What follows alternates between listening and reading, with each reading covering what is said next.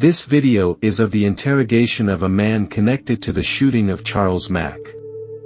In early 2020, Dominic Barner, who has been involved in multiple crimes, was arrested on January 15 along with another man during an armed home invasion. During the investigation, it was determined that Barner was involved in a nearby shooting that resulted in the death of Charles McCormick.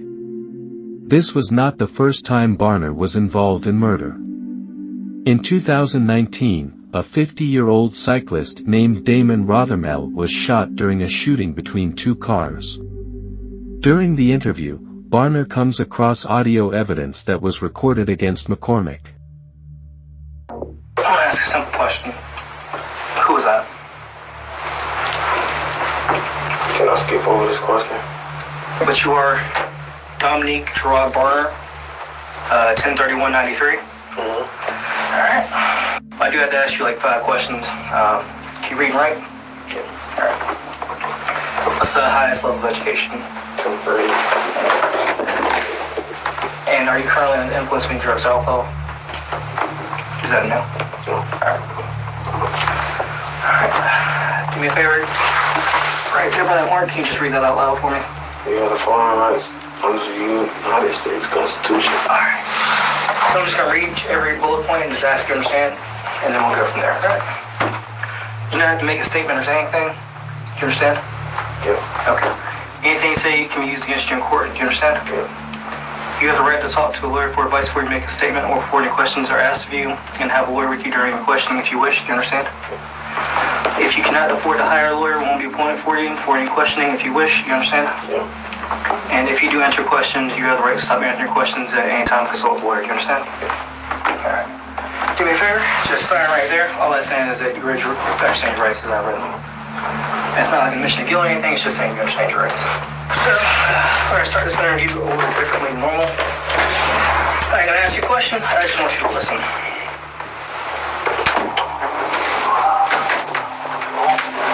The speaker's up here. Oh, the speaker's right here. Just listen.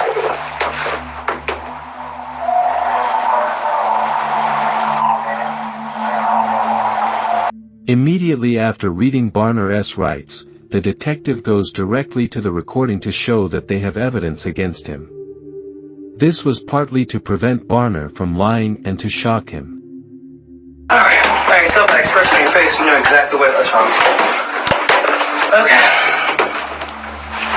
I'm here to talk to you about the murder of Charles McCormick.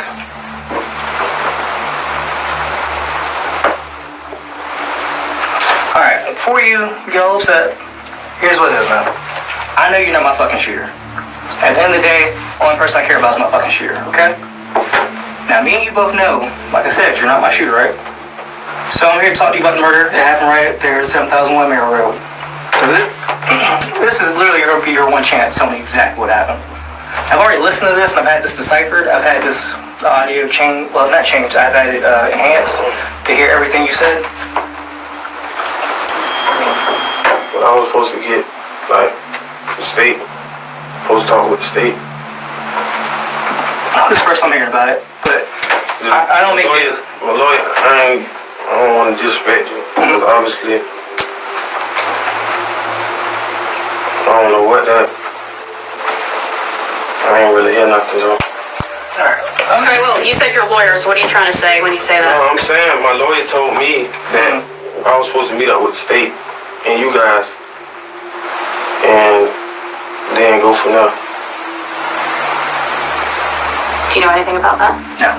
So I have no idea what you're referencing. Well, when I went to court and I was trying to get a bond reduction, he told me, all right, well, that's not your best interest. He was like, the state is throwing you a carrot, basically.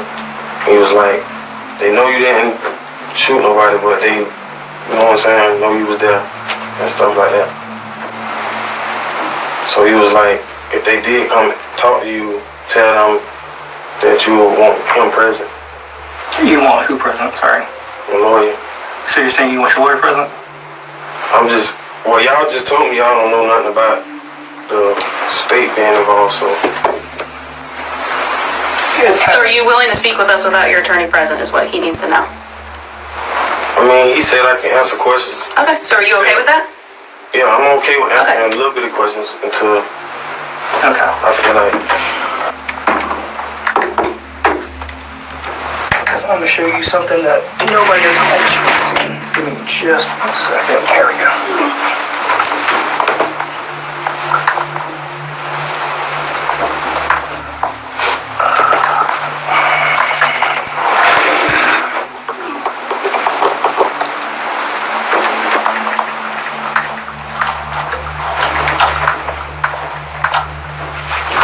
Barner does not want to talk but says he will answer some questions. We know what he meant by his lawyer's words, but they asked him several times if he wanted to wait to speak in the presence of a lawyer or not. Alright. So, I'm going to ask a simple question. Who was that? Can I skip over this question? Alright, fine. Well, now that you're fine, that's fine. I don't want to disrespect you, bro. I don't want you to feel like you're being an asshole. Just like last time, I told you I'm respectful. Okay, that's fine. Fair enough. How did y'all find out where he was at? Dan? Yes. I didn't find out. Did y'all know where he lived? I didn't. Shit, it's gonna be my only and last time being able to talk to you. Yes.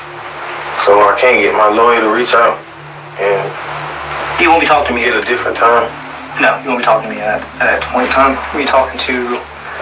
If what you're saying is you want to talk to your lawyer, that's your right, you have that right. But this is the only time you can have this conversation. So I won't be able to talk to the state either? That's between your lawyer and the state. Am I getting charged with anything? Yes. Today you're getting charged with murder, second-degree murder, and fleeing and looting. And before you say anything, because you just said that, again, you keep bringing up your lawyer. Are you still good talking to us right now without him present? Are you just inquiring? I mean, if I was to tell you anything, would that change anything? Not today, maybe in the future. Here's a lowdown, again, real quick. We can't promise you anything. I know. We will never promise you anything. I know that. Okay? I know that. So I don't want you to think that, but we do need to clarify before you keep asking questions and we keep asking you questions. Are you good to talk with us still right now without your lawyer? Well, I tell you how I told him.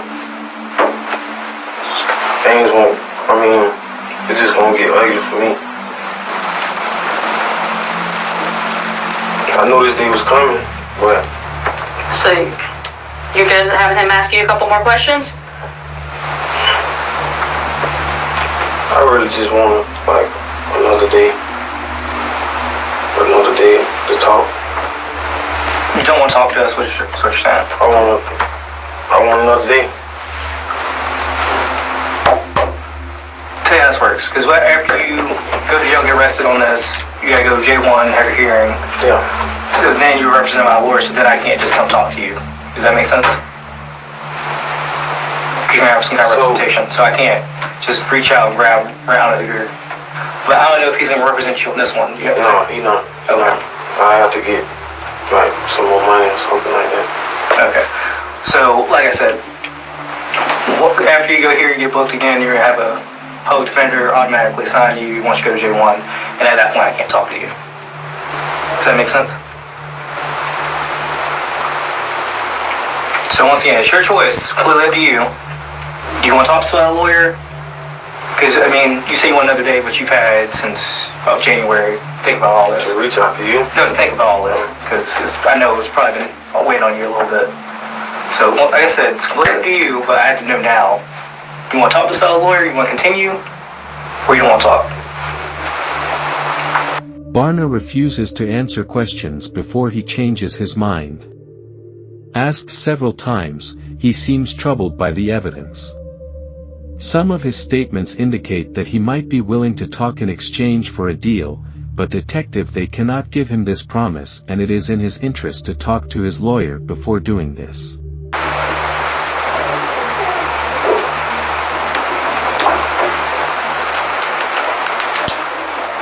Hey, Dominic. I know he already told you that you are being arrested for murder today, okay? What we're gonna do is we're gonna step out of this room. We're gonna let you think. No, y'all don't have to step out. Y'all can just take me back over there. You don't want to talk to me? I just want my lawyer present. Okay. Give me a second. Hey, it's gonna be a little bit because we have some paperwork to do. Okay, so if you need to use the restroom or anything, A little bit. Like, I don't. we'll have to do some paperwork before we can walk you back over, so it's gonna take a little while. Barner decided to speak to his attorney and detectives ended the questioning. Barner eventually spoke about the contents of the tape, blaming Hakeem Robinson and Leroy Whitaker for the death of Charles McCormick. He is currently charged with second-degree murder. He is accused and is in prison awaiting his trial, which is scheduled for another 3 months.